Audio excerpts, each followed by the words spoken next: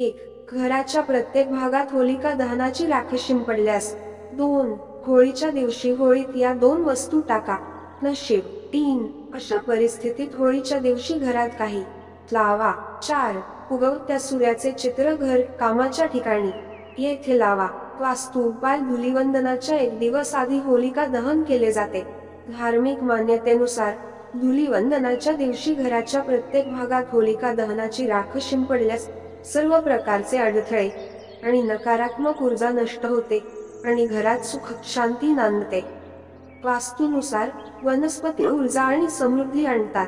अशा परिस्थितीत होळीच्या दिवशी घरात काही रोपे करा.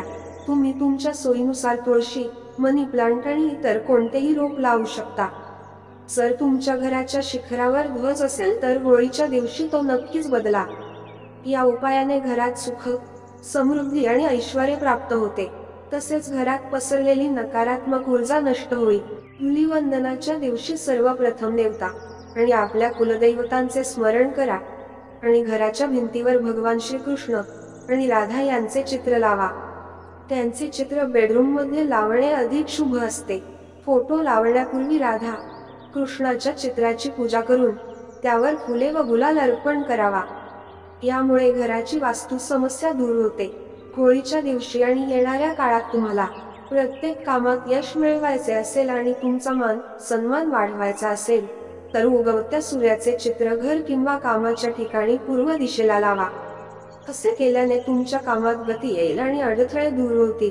ज्योतिषांच्या मते धुलीवंदनाच्या दिवशी वास्तूशी संबंधित काही उपाय केल्यास ते खूप फायदेशीर ठरतात. जाणून घ्या धुलीवंदनाच्या दिवशी करावयाचे असे काही वास्तू उपाय ज्यामुळे वर्षभर घरात सुख समृद्धी राहील. होळीचा सण दरवर्षी फाल्गुन महिन्याच्या शुक्ल पक्षाच्या पौर्णिमेला साजरा केला जातो. होळी धुलीवंदन हा सण वाईटावर चांगल्याच्या विजयाचे प्रतीक मानला जातो. या दिवशी लोक एकमेकांना रंग लावून आणि त्यांच्या तक्रारी विसरून गळाभेट घेऊन आनंद साजरा करतात. धुलीवंदनाच्या 1 दिवस आधी होलिका दहन केले जाते.